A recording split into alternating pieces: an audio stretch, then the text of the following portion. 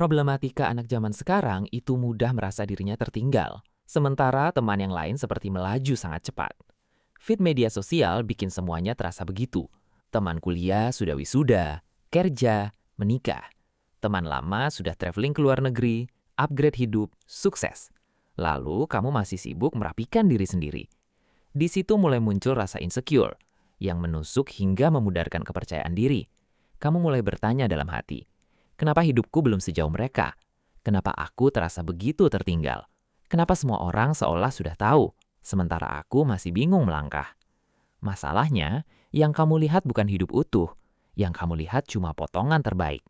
Potongan yang sudah dipilih, diedit, dipoles, lalu disajikan seperti itu kehidupan sebenarnya. Padahal, banyak bagian berat disembunyikan. Banyak luka tidak pernah masuk layar.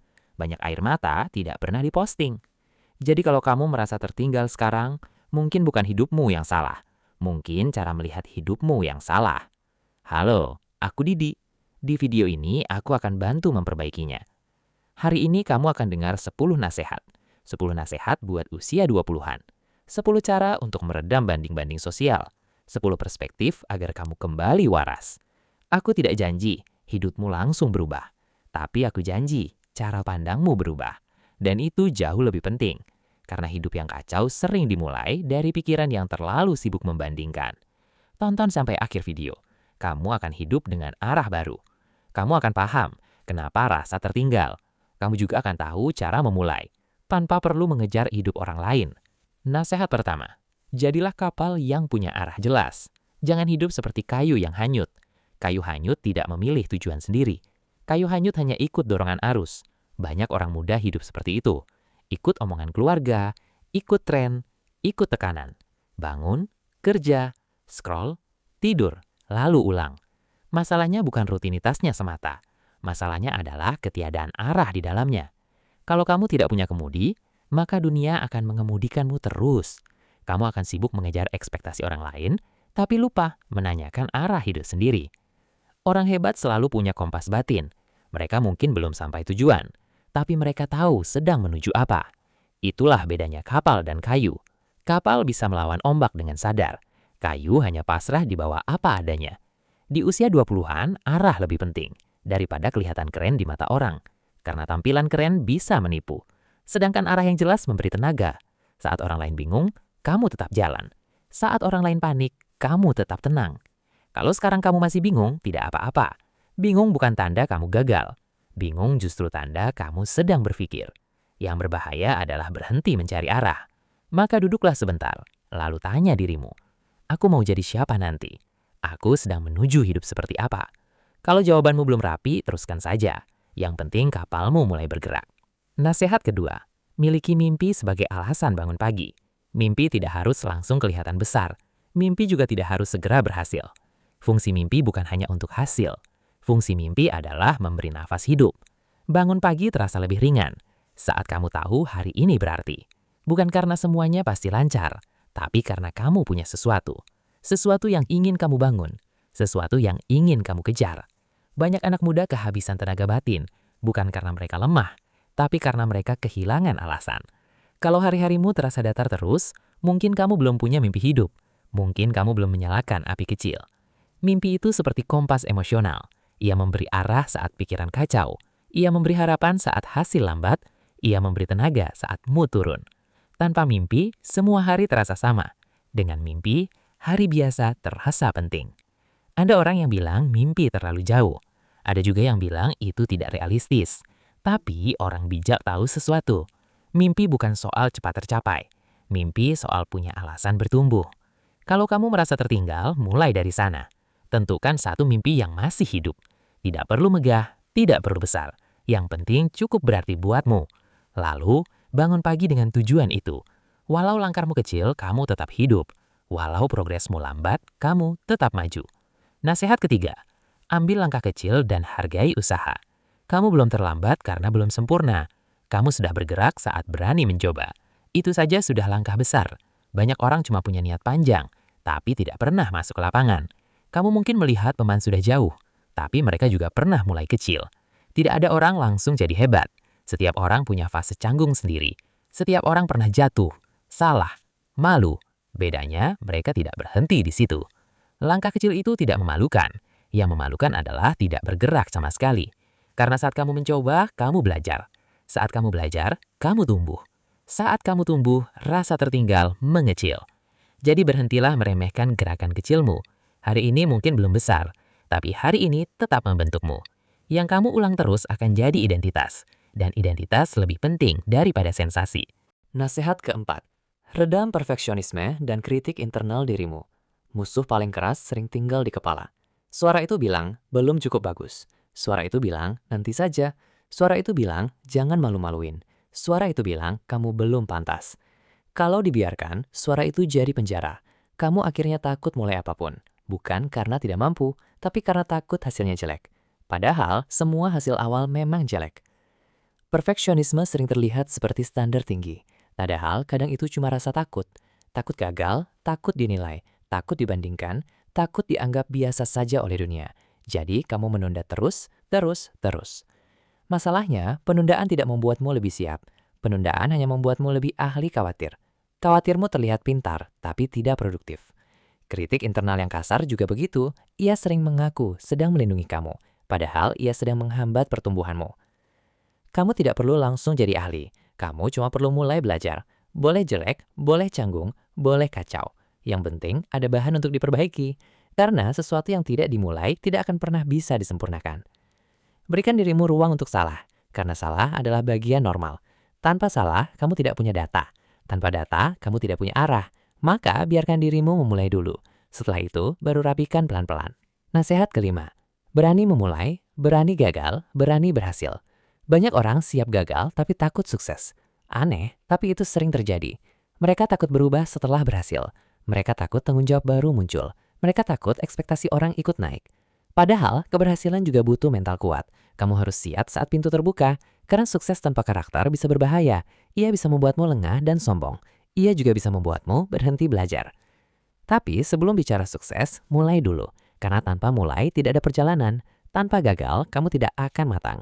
Tanpa salah, kamu tidak punya bekas. Dan tanpa bekas, kamu tidak punya bentuk. Orang hebat tidak lahir dari kenyamanan. Mereka ditempa oleh momen canggung. Mereka pernah membuat karya biasa saja. Mereka pernah dianggap kurang layak, tapi mereka tetap lanjut bekerja. Jangan menunggu versi terbaikmu muncul. Versi terbaikmu muncul saat kamu berjalan, bukan saat kamu berdiam terlalu lama. Gerak membuat bakat bertemu kenyataan, dan kenyataan selalu jauh lebih jujur. Jadi, mulai saja dulu. Biarkan langkah pertama terasa kecil. Biarkan hasil awal belum memukau. Yang penting kamu masuk permainan, karena dari situlah pembelajaran dimulai. Nasihat keenam. Fokus mengejar kata selesai terlebih dahulu. Ini penting sekali untuk usia muda. Banyak ide mati sebelum lahir. Banyak proyek indah berhenti di kepala. Karena orang terlalu sibuk mengejar sempurna. Selesai jauh lebih bernilai daripada hebat. Sesuatu yang selesai bisa dinilai. Sesuatu yang selesai bisa diperbaiki. Sesuatu yang selesai bisa dipelajari. Sesuatu yang selesai bisa berguna. Kalau kamu terus mengejar sempurna, kamu mungkin tidak pernah kirim apapun. Tulisan tak selesai, desain tak selesai, video tak selesai, rencana tak selesai. Akhirnya kamu hanya sibuk berandai. Mengejar selesai bukan berarti asal-asalan. Itu berarti memberi bentuk pada ide. Bentuk yang kasar lebih berguna daripada keindahan yang tidak pernah lahir. Banyak anak muda ingin hasil besar, tapi menghindari proses penyelesaian kecil. Padahal kemampuan menyelesaikan adalah otot. Otot itu tumbuh lewat repetisi. Sekali selesai, kamu jadi lebih kuat. 10 kali selesai, kamu jadi tangguh. Jadi, latih dirimu menyelesaikan sesuatu. Tulisan 1 halaman, video 1 versi, latihan 1 sesi, tugas 1 bagian. Targetmu sederhana, tapi sangat penting. Kejarlah selesai baru kejar bagus. Karena yang selesai masih bisa naik, yang tidak selesai tidak bisa apa-apa. Nasihat ketujuh. Alihkan fokus pada yang bisa dikendalikan. Ini salah satu pelajaran paling mahal. Karena banyak rasa tertinggal datang dari sana. Dari hal yang tidak bisa kamu pegang. Dari hasil yang belum tentu muncul. Dari validasi orang yang berubah-ubah. Kamu tidak bisa mengatur semua pandangan. Kamu tidak bisa mengatur semua perbandingan. Kamu tidak bisa mengatur algoritma. Kamu tidak bisa mengatur pencapaian orang. Tapi kamu bisa mengatur responmu. Kamu bisa mengatur disiplinmu. Kamu bisa mengatur kebiasaanmu. Saat fokusmu pindah ke kontrol diri, hidup terasa lebih ringan dan jelas. Kamu tidak lagi kehabisan energi untuk memikirkan hal yang jauh. Kamu mulai pakai tenaga buat bertumbuh. Coba lihat dari pertanyaan sederhana. Apa yang bisa aku lakukan hari ini? Bukan bagaimana aku terlihat di mata, tapi apa yang bisa kubangun sekarang. Pertanyaan itu lebih sehat dan lebih nyata. Konsistensi kecil sering diremehkan banyak orang, padahal konsistensi itulah mesin utama. Bukan sorotan, bukan pujian, bukan likes. Kamu cukup mengulang hal yang benar, pelan, stabil, dan tidak terlalu ribut. Orang yang fokus pada kontrol dirinya biasanya lebih tenang menghadapi hidup, karena mereka tahu ukuran sukses tidak tertentukan komentar yang berseliweran, tapi oleh kualitas kerja yang dikerjakan. Nasihat ke-8. Jangan pernah membuang ide. Eksekusilah. Banyak ide mati karena terlalu dipikirkan. Banyak ide juga mati karena diremehkan. Padahal, ide bisa tumbuh menjadi sesuatu kalau ia diberi tindakan nyata. Anak muda sering merasa ide mereka biasa. Lalu mereka menunggu ide lebih bagus. Mereka menunggu waktu lebih tepat. Mereka menunggu mood lebih baik. Dan akhirnya, tidak ada yang terjadi.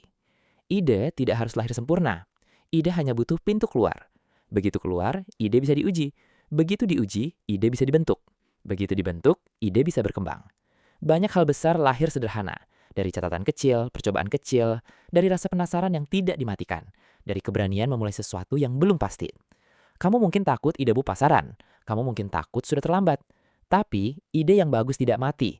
Ia berubah bentuk lalu menemukan tempat. Yang penting bukan kebaruannya semata. Yang penting eksekusinya benar dan konsisten. Jadi, stop menumpuk ide di kepala. Tuliskan, uji, buat versi pertama. Kalau jelek, perbaiki. Kalau gagal, pelajari. Kalau berhasil, ulang dan kembangkan. Ide yang dieksekusi punya masa depan. Ide yang disimpan terus punya kuburan. Dan terlalu banyak anak muda mengubur kemampuan mereka sendiri dengan ragu. Nasihat ke-9. Berdamai dengan penyesalan untuk terus melangkah. Ini bagian hidup yang jarang dibahas. Karena banyak orang takut mengakui penyesalan. Mereka takut terlihat lemah atau gagal. Padahal penyesalan adalah bagian dewasa. Kamu akan menyesal soal banyak hal. Soal kesempatan yang pernah diabaikan. Soal orang yang pernah hilang. Soal pilihan yang ternyata kurang tepat. Soal versi dirimu yang dulu. Masalahnya bukan punya penyesalan. Masalahnya adalah tinggal di sana terlalu lama. Kalau kamu memeluk penyesalan terus-menerus, maka masa kini ikut membeku. Dan masa depan ikut tertahan. Berdamai bukan berarti membenarkan semuanya. Berdamai berarti mengakui kenyataan apa adanya. Lalu memilih tetap bergerak maju. Kamu tidak harus menyukai masa lalu, tapi kamu harus berhenti dikendalikan olehnya. Ada luka yang tidak bisa dihapus, ada keputusan yang tidak bisa diputar, ada kehilangan yang tidak bisa kembali. Tetapi masih ada langkah berikutnya, dan langkah berikutnya sangat berharga. Penyesalan bisa jadi guru yang keras. Ia menunjukkan apa yang penting. Ia menunjukkan apa yang tidak boleh. Ia juga menunjukkan kedewasaanmu bertambah. Jadi jangan takut pada perasaan ini. Hadapilah dengan kepala yang jernih. Bilang pada dirimu sendiri, aku pernah salah tapi belum selesai. Aku pernah jatuh tapi belum berhenti. Aku pernah kehilangan tapi masih bisa tumbuh. Nasihat ke-10. Jadikan rasa cemas sebagai pendorong tumbuh. Kecemasan sering dianggap musuh utama, padahal kadang ia cuma alarm. Alarm bahwa kamu sedang peduli, alarm bahwa masa depanmu penting, alarm bahwa ada yang harus dipersiapkan. Kalau cemas muncul, jangan langsung panik. Dengar dulu pesan di baliknya. Mungkin kamu perlu belajar lebih serius, mungkin kamu perlu bereskan kebiasaan, mungkin kamu perlu berhenti menunda, mungkin kamu perlu memikirkan arah. Kecemasan bisa melumpuhkan kalau dibiarkan, tapi kecemasan juga bisa menggerakkan. Ia bisa membuatmu lebih sadar, lebih rapi, lebih siap, lebih disiplin, selama kamu tidak tenggelam di dalamnya.